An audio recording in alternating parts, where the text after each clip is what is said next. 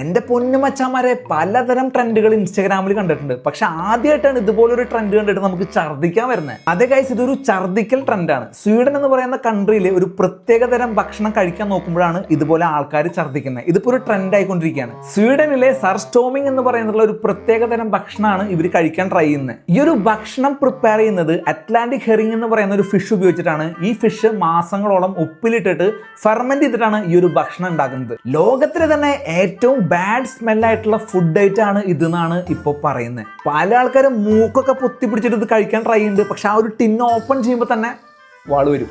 റോഡ ഓൾവൻ, ഓസ്കാസ് എന്നീ പറഞ്ഞ ബ്രാൻഡുകളാണ് ഈ ഒരു ഭക്ഷണം ഈ ഒരു ടിന്നിൽ പ്രധാനമായിട്ടും പ്രിപ്പയർ ചെയ്ത് ഇറക്കുന്നത്.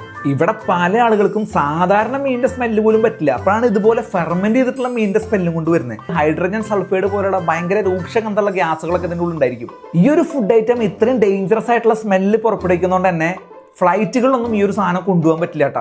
ഇനി വേറൊരു കാര്യം പറയട്ടെ, സ്വീഡനിലെ സാധാരണ ആൾക്കാർ ഈ ഒരു ഭക്ഷണം കഴിക്കുന്നുണ്ട്. പക്ഷെ അത് അവർ നന്നായി കഴുകി വൃത്തിയാക്കിയിട്ട് ബ്രെഡിന്റെയും ഒനിയന്റെ ഒക്കെ കൂടെയൊക്കെയാണ് കഴിക്കുന്നത്.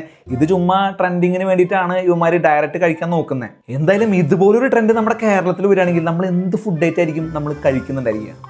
എന്തൊക്കെ ട്രെൻഡുകളാണല്ലോ ഈ ലോകത്ത്. കൂടുതൽ രസകരമായിട്ടുള്ള വീഡിയോസിന് വേണ്ടി നമ്മുടെ ചാനൽ ഇപ്പോൾ തന്നെ ഫോളോ ചെയ്തിട്ട് അടുത്തൊരു വീഡിയോ കാണാനായിരിക്കും. Bye, Jinsha vlogs.